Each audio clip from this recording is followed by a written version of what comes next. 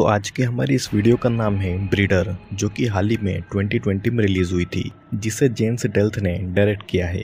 ये मूवी एक Danish movie है और इसे अपने वायलेंस और डिस्टर्बिंग सीन्स के कारण कई सारे देशों में बैन कर दिया गया है और इसे बैन होना भी चाहिए। अब आप ये सोच रहे होंगे कि इस वीडियो में ऐसा क्या है जो इसे कई देशों में बैन कर दिया गया, तो ये तो हमें वीडियो के एंड में ही पता चलेगा, तो हमारे साथ वीडियो के एंड तक बने रहिएगा। और अगर आप हमारे इस चैनल पर नए हैं तो सबसे पहले चैनल को सब्सक्राइब जरूर कर लीजिएगा।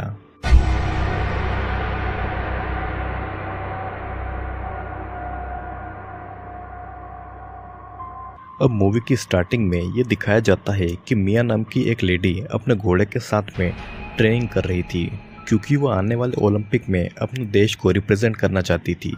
मिया थॉमस नाम के एक बैंक इन्वेस्टर की पत्नी थी, जो कि उससे प्यार तो करता था, लेकिन उसे जो चाहिए था वो नहीं दे सकता था। और आई होप आप अच्छे से समझ गए होंगे कि आखिरकार वो चीज़ है क्या। फिर एक रात जब थॉमस सो रहा था तो उसके कंप्यूटर पर एक मेल आता है, जिसे मिया ओपन कर लेती है, जो कि डॉक्टर इजाबेल रूबिना का था। वो थॉमस को एक अजीब सी इमेज भेजती है, जिसमें किसी की बॉडी पर 14 के लिखा हुआ था। अब इजाबेल एक डॉक्टर थी, जिसके रिसर्च के लिए थॉमस इन्वेस्ट करता था। फिर हम एक बंद पड़ी हुई फैक्ट्री को देखते हैं, जहाँ पर एक कंटेनर भी पड़ा हुआ था, और ये सीन यहीं पर कट कर दिया जाता है। तो क्या था इस कंटेनर के अंदर, जानेंगे हम आगे वीडियो में। अगले सीन में थॉमस डॉक्टर इजाबेल का टीवी इंटरव्यू देखता है, जहाँ पर वो अपनी नई रिसर्च के बारे में बता रही थी कि उसके रिसर्च के बदौलत ट्रीटमेंट के ज़रिए किसी भी व्यक्ति की जवानी वापस लाई जा सकती है, या यूँ कहें तो किसी का भी बुढ़ापा कम किया जा सकता है। और इजाबेल का यह ट्रीटमेंट बस मर्दों के लिए ही था। फिर जब इंटरव्यू लेने वाला जर्नलिस्ट इजाबेल से उसकी फैक्ट्री के बारे में पूछता है, तो वो इसे टॉप सीक्रेट कहकर दिखाने से मना कर देती है। जिसके बाद में थॉमस इजाबेल को तुरंत फ़ोन करके अपने घर बुलाता है। हम देखते हैं कि मिया जॉगिंग करके अपने घर की तरफ आ रही थी, और तभी उसकी टक्कर उसकी ही नेबर निका से हो जाती है, जिसका एक बच्चा भी था। मिया निका से बात ही कर रही थी कि तभी वहाँ पर इजाबेल भी पहुँच जाती है, और मिया इजाबेल को निका से मिलवाती है, जिससे उसे पता चलता है कि निका एक रशियन है और यहाँ पर बिना पेपर्स के रह रही है। डॉक्टर इजाबेल निका का एक बाल चुराकर अपनी जेब में रख लेती है और थॉमस के पास मिलने उसके घर के अंदर चली जाती है, जहाँ पर थॉमस इजाबेल की ट्रीटमेंट के बारे में डिस्कस करता है। वो नहीं चाहता था कि उसकी इस रिसर्च को इतनी जल्दी दुनिया के सामने लाया जाए, क्योंकि उनके पास अभी भी ढंग की फैक्ट्री और बाकी का सामान नहीं था। लेकिन इजाबेल कहती है कि अगर वो ऐसा नहीं करती तो चाइना के कुछ रिसर्चर्स यही काम उनसे पहले कर देते हैं, क्योंकि जो पहले आता है वही पहले पाता है। फिर इजाबेल थॉमस को ये बताती है कि वो ऑलरेडी ही कुछ ट्रीटमेंट्स कर चुकी है, और उन लोगों की फ़ोटोज़ वो थॉमस को दिखाती है, जिसमें पहले वो बूढ़े होते हैं और दूसरी फ़ोटो में वो कुछ साल यंग लगते हैं। जिसके बदले में थॉमस इजाबेल से कहता है कि वो जो चाहे करे, बस अपने रूल्स के दायरे में रहकर। रात होने पर हम ये देखते हैं कि मिया बहुत ही अच्छे से तैयार हुई है। वो थॉमस को सेड्यूस करने की कोशिश करती है और उसके करीब आने की कोशिश करती है। मिया को थॉमस से एक बच्चा चाहिए था, और वो इसके लिए बिल्कुल रेडी थी, क्योंकि उसके ओलंपिक 3 साल के बाद में आने वाले थे, और तब तक उसका ये बच्चा भी बड़ा हो जाता। लेकिन थॉमस इन सब चीज़ों से दूर ही रहता है। थॉमस मिया को क्लियर बोल देता है कि वो उसे दुनिया की सारी चीज़ें दे सकता है, बस ये छोटी सी चीज़ को छोड़कर, जिसे सुनने के बाद में मिया को बहुत ही ज़्यादा बुरा लगता है। फिर हम ये देखते हैं कि मिया की नेबर निका कहीं से लौट रही थी, और रास्ते में उसे कोई टक्कर मार के चला जाता है, जिसके कुछ देर के बाद में निका बेहोश हो जाती है। और जब उसे होश आता है तो वो अपने आप को एक वैन के अंदर पाती है, जहाँ पर वो ये देखती है कि 2 आदमियों ने उसे किडनैप कर लिया है, और वो उसके शरीर पर गर्म लोहे से एक निशान बना देते हैं। वे व्यक्ति निका को वैन में बंद करके कहीं पर ले जा रहे थे, लेकिन तभी निका मौके का फ़ायदा उठाकर वैन से कूद जाती है। फिर अगले सीन में हम एक आदमी को देखते हैं जो इजाबेल के पास में ट्रीटमेंट के लिए आता है, और इजाबेल उससे मोटी रकम लेकर उससे एक एग्रीमेंट साइन करने को कहती है, जिसमें यह लिखा था कि ट्रीटमेंट के दौरान जो कुछ भी उसके साथ होगा वो उसे किसी को भी नहीं बताएगा। फिर इजाबेल उस आदमी के सीमेन और उसके ब्लड सैंपल्स लेने को कहती है, जिस पर वो आदमी सवाल उठाता है और इजाबेल उसका ट्रीटमेंट करने से मना कर देती है और उसे वापस अपने घर भेज देती है। फिर अगेन सीन कट होता है और हमें देखते हैं कि थॉमस और मिया आपस में बातें कर रहे थे, जहाँ पर मिया थॉमस से कहती है कि जो कुछ भी इजाबेल कहती है अपने ट्रीटमेंट के बारे में वो सब कुछ सच है या नहीं। जिस पर थॉमस मिया को ये बताता है कि इजाबेल खुद 61 साल की है और थॉमस उसे पिछले 10 साल से ऐसे ही देख रहा है। फिर तभी अचानक मिया के घर के दरवाजे पर निका मदद के लिए आती है, जिसकी हालत बहुत ही ज़्यादा खराब थी। मिया पुलिस को कॉल करने को कहती है, लेकिन निका उसे मना कर देती है क्योंकि उसके पास में कुछ भी डॉक्यूमेंट्स नहीं थे और वो यहाँ की नहीं बल्कि रशिया की रहने वाली थी। थॉमस निका के हाथ पर एक टैग देख लेता है और ये टैग बिल्कुल उसी टैग के समान था जिसका उसे मेल आया था और वो तुरंत इजाबेल को इसकी जानकारी दे देता है, जिसके बाद में वो खुद निका को हॉस्पिटल ले जाने का कहकर निकल जाता है। फिर हम ये देखते हैं कि थॉमस और निका को निकले पूरा दिन हो जाता है और मिया हॉस्पिटल में कॉल करके उनके बारे में पूछती है, तो इससे ये पता चलता है कि हॉस्पिटल में कोई भी निका नाम की लेडी नहीं आई, जिससे डाउट में आकर मिया थॉमस के फ़ोन की लोकेशन को देखती है, जो कि एक बंद पड़ी हुई फैक्ट्री के पास होती है और वहीं पर थॉमस निका को इजाबेल के पास में लाया था।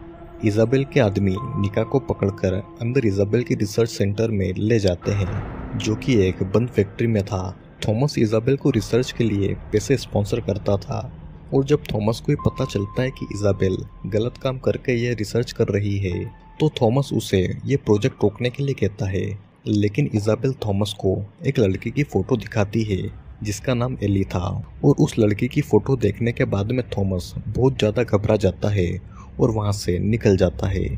थॉमस के उस रिसर्च सेंटर से जाने के बाद में मिया वहाँ पर पहुँचती है, जिसे इजाबेल सीसीटीवी में देख लेती है और उसे अंदर आने देती है।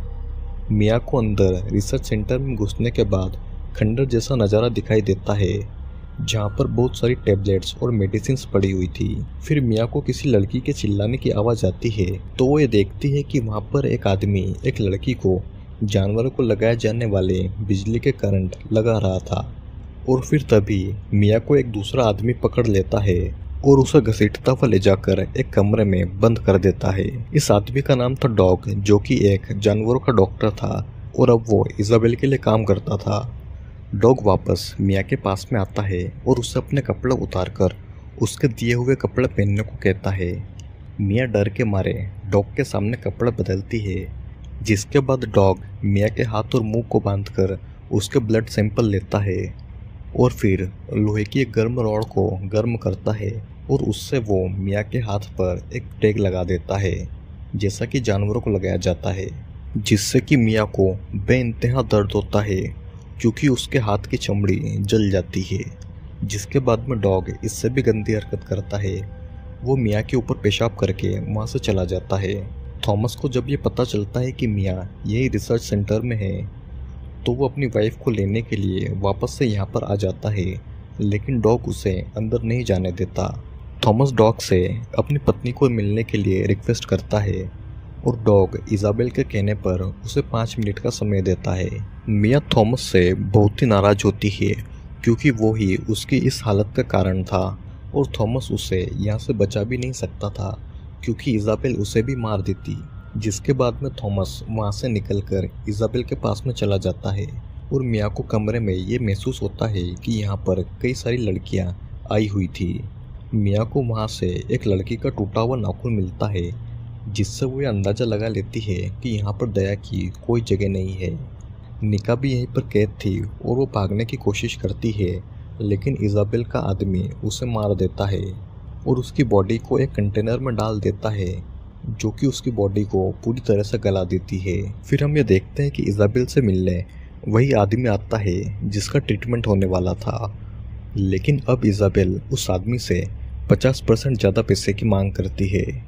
जिसके बाद में वो अपने काम में लग जाती है, जहाँ पर वो डॉग की बहुत ही ज़्यादा बेइज्जती करती है। फिर थॉमस मिया से मिलने के लिए उसके कमरे में पहुँचता है, जहाँ पर मिया उससे 14K के बारे में पूछती है, जिसका फ़ोटो इजाबेल ने उसे मेल किया था। थॉमस मिया को ये बताता है कि उसका नाम एली है, जिसे वो एक पार्टी में मिला था और इजाबेल ने ही उन दोनों को मिलवाया था। फिर दोनों एक कमरे में गए जहाँ पर थॉमस बेहोश हो गया और जब उसे होश आया तो उसने ये देखा कि एली नाम की वो लड़की मरी हुई पड़ी थी और थॉमस को ये लगता है कि एली को शायद उसने ही उसके नशे की हालत में मारा होगा और इज़ाबेल ने ही उसे वहाँ से बचाया।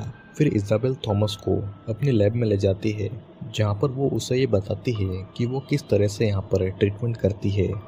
वो यहाँ पर आने वाली लड़कियों को प्रेग्नेंट करके उनके एग्स को ट्रीटमेंट में यूज़ करती है, लेकिन असली राज वो थॉमस को नहीं बताती।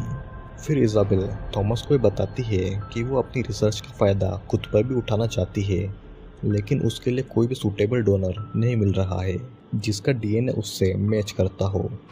इज़ाबेल का काम गैरकानूनी और हैवानियत से भरा जरूर था, लेकिन वो इसके जरिए दुनिया के सबसे अमीर लोग भी बन सकते थे। और इज़ाबेल थॉमस को अपनी बातों के झांसे में लेकर मिया को मारने को कहती है, क्योंकि अगर वो जिंदा रही तो उनकी पोल खुल जाएगी। फिर थॉमस खुद मिया को मारने के लिए जाता है, लेकिन वो सभी को चकमा देकर मिया को वहाँ से लेकर बाहर निकल जाता है। लेकिन उसके बाहर निकलने से पहले ही इज़ाबेल के दोनों आदमी डॉग और पिग उसे पकड़ लेते हैं। डॉग मिया को मारने की तैयारी करता है और मिया उसे अपनी बातों में फंसाने की कोशिश करती है, लेकिन डॉग औरतों से बहुत ही ज़्यादा नफरत करता था और वो औरतों से इतनी नफरत करता था कि उसने अपनी गर्लफ्रेंड को इज़ाबेल के इस नर्क में भेज दिया। डॉग मिया को मारने ही वाला था कि तभी उसे इज़ाबेल के ऑर्डर मिलते हैं कि वो उसे मारे नहीं बल्कि उसके पास में लेकर आए, क्योंकि इज़ाबेल को अपनी डोनर मिल चुकी है जो कि मिया थी। वो मिया को लैब में लाकर उसे आर्टिफिशियल तरीके से एक लंबे से इंजेक्शन के जरिए प्रेग्नेंट करवा देती है, जिसमें मिया को बहुत दर्द होता है। जिसके बाद में मिया को नीचे बेसमेंट पर रखा जाता है जब तक कि वो बच्चे को जन्म न दे दे, जहाँ पर पहले से ही कई सारी औरतें पिंजरे में बंद मौजूद थी, जहाँ पर उन सभी को लंबे समय से रखा जा रहा था। मिया एली को वहाँ पर देखती है जो कि जिंदा भी थी और प्रेग्नेंट भी थी, यानी कि इज़ाबेल ने थॉमस को झूठ कहा था। जिसके बाद में वहाँ पर एक लेडी को दांत में दर्द होता है और डॉग उसे बिना एनेस्थीसिया दिए उसके दांत को खींचकर निकाल देता है और वो उस लड़की के दोनों होठों को स्टेपलर से बंद कर देता है ताकि वो जोर जोर से चिल्लाए नहीं। डॉग की इस हैवानियत को देखकर एली उस पर थूक देती है, जिससे गुस्से में आकर डॉग उसे बहुत पीटता है, जिससे कि एली की हालत बहुत ख़राब हो जाती है क्योंकि वो प्रेग्नेंट थी। इज़ाबेल को जब ये पता चलता है कि डॉग ने एली को बहुत मारा तो वो तुरंत वहाँ पर पहुंचकर एली की डिलीवरी करवाती है और वो एली के बच्चे को उससे छीन कर वहाँ से चली जाती है। फिर मिया अपने केज में बाथरूम कर देती है, जिससे कि डॉग बहुत नाराज़ हो जाता है और उससे बाहर निकालकर जोर जोर से पीटने लगता है, जिसका फ़ायदा उठाकर मिया उसकी जेब से चाकू निकाल लेती है और वो उसके पेट में गुस्सा देती है। डॉग को बहुत ही ज़्यादा गुस्सा आ रहा था और वो दर्द में भी था। वो मिया के मुंह के अंदर थूक देता है और मिया को काफ़ी प्रताड़ित करता है। वो मिया का गला दबाकर उसे मारने ही वाला था कि तभी बाकी की लड़कियां मिया की मदद करती है और डॉग को चाकू मारने लगती है। जिसके बाद वो औरतें डॉग के पास से चाबियां निकालकर बाकी सभी औरतों को आज़ाद कर देती है और वे सभी पहले एली के बच्चे को ढूंढने जाती है जो कि इज़ाबेल ले गई थी। एली के बच्चे को ढूंढते ढूंढते मिया उसी कंटेनर के पास में पहुंचती है जो कि मूवी के स्टार्टिंग में दिखाया गया था और उस कंटेनर के अंदर कुछ ऐसा था जिसे देखकर मिया की हालत बहुत ज़्यादा ख़राब हो जाती है।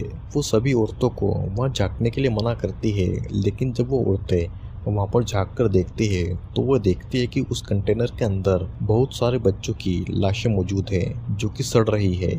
उन सभी को ये लगता है कि एली के बच्चे को भी इज़ाबेल ने मार दिया है और वो गुस्से में आकर इज़ाबेल को ढूंढने जाती है और वो ये देखते हैं कि इज़ाबेल ने एली के बच्चे को मारा नहीं है बल्कि वो उसे मारने वाली है।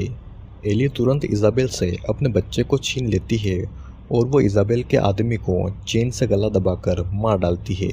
इज़ाबेल उन औरतों से बचकर वहाँ से भागने की कोशिश करती है, लेकिन जब मिया इज़ाबेल के पीछे भागती है तो उसे डॉग वहाँ पर पकड़ लेता है, जिससे बचने के लिए मिया एक अलमारी के अंदर छुप जाती है और तभी वहाँ पर थॉमस भी मिया को बचाने के लिए आ जाता है, जिसकी डॉग से बहुत बुरी तरह से लड़ाई होती है। डॉग थॉमस को बहुत बुरी तरह से मारता है और डॉग थॉमस के चेहरे के आसपास नुकीले तार को लपेटकर उसे जोर से खींच देता है, जिससे थॉमस के चेहरे की चमड़ी कटने लगती है। लेकिन फिर भी डॉग उसे नहीं छोड़ता। इजाबेल अपने सभी सैंपल को लेकर भागने की कोशिश करती है ताकि वो उन सभी सैंपल को बचा सके, लेकिन उसे सभी औरतें रास्ते में ही घेर लेती है। फिर यहाँ पर मिया जैसे तैसे अलमारी के बाहर आती है और डॉग को इलेक्ट्रिक गन से शॉक लगाकर थॉमस को डॉग से बचाती है, जिसके बाद में सभी लड़कियां डॉग को पकड़कर एक पोल से बांध देती है और उसे वैसा ही दर्द दिया जाता है जैसा कि वो सभी औरतों को दिया करता था। एक औरत आकर डॉग के ऊपर पेशाब करके अपना गुस्सा निकालती है और फिर उसे पीट पीट कर मार दिया जाता है। अब उन औरतों में से एक औरत डॉग की गर्लफ्रेंड रह चुकी थी, जिसे डॉग धोखा देकर यहाँ पर लाया था। वो इजाबेल को खोलकर डॉग की मदद करने को कहती है, लेकिन इजाबेल को ये पता था कि अब यहाँ से बचने का कोई रास्ता नहीं है। वो स्क्रू ड्राइवर लेती है और खुद को मार डालती है। फिर हम ये देखते हैं कि सभी को वहाँ से रेस्क्यू करके निकाल लिया जाता है, लेकिन पुलिस को इन्वेस्टिगेशन में ये पता चलता है कि इजाबेल नाम के कोई भी डॉक्टर रजिस्टर्ड ही नहीं है। पुलिस के द्वारा उस केस को वहीं पर दबा दिया जाता है और वहाँ से बचाई गई लड़कियों को नई जिंदगी भी दी जाती है। फिर कुछ समय के बाद में मिया अपने बच्चे को जन्म देती है और थॉमस के साथ में उस दर्दनाक हादसे को भुलाकर अपनी नई जिंदगी की शुरुआत करती है। तो वेल दोस्तों, ये था ब्रीडर मूवी का एक्सप्लेनेशन। वैसे तो आपको सब कुछ समझ आ ही चुका होगा मूवी में क्या चल रहा था और क्या नहीं, सिर्फ एक चीज़ को छोड़कर कि उन लड़कियों को प्रेग्नेंट करके किसी क्लाइंट को कैसे यंग किया जाता था। तो मैं एक बार फिर स्टोरी को और सिंपल कर देता हूँ। मिया थॉमस की पत्नी थी जो कि माँ बनना चाहती थी, लेकिन थॉमस अपनी कमियों के चलते ऐसा नहीं कर सकता था। थॉमस एक बिजनेसमैन और इन्वेस्टर था। वो डॉक्टर इजाबेल को रिसर्च के लिए इन्वेस्ट करता था, जो कि किसी भी व्यक्ति को यंग करने के लिए ट्रीटमेंट की खोज कर रही थी। लेकिन डॉक्टर इजाबेल का तरीका बिल्कुल गलत था। मूवी में ये दिखाया जाता है कि इजाबेल क्लाइंट के सीमेन का सैंपल लेती है और लड़कियों को प्रेग्नेंट करती है, यानी कि वो लड़की और क्लाइंट के डीएनए को मैच करके क्लाइंट के सीमेन से उन्हें प्रेग्नेंट करती थी। फिर जब वे लड़कियां बच्चों को जन्म देती थी तो वो उन बच्चों को मारकर कुछ यूजफुल चीज़ें निकालकर क्लाइंट के डीएनए में डाल देती थी। और अगर ये देखा जाए तो वो बच्चे बायोलॉजिकली क्लाइंट के ही होते थे। वो अपने ही नवजात बच्चे को मारकर उनके डीएनए के जरिए जवानी प्राप्त करते थे, लेकिन ये तरीका बहुत ही गलत था। इसीलिए इजाबेल उन सभी क्लाइंट से एग्रीमेंट साइन करवाया करती थी। अब इजाबेल थॉमस को अपने अंडर में करने के लिए उससे ये कहती है कि उसने नशे की हालत में एली को मार दिया और वो उसे बचाने के बदले में पैसे लिया करती थी। फिर जब थॉमस को इजाबेल की इस हैवानियत के बारे में पता चलता है तो वो उसे ऐसा करने से रोक देता है, जिसके बदले में इजाबेल थॉमस की पत्नी को कैद कर लेती है।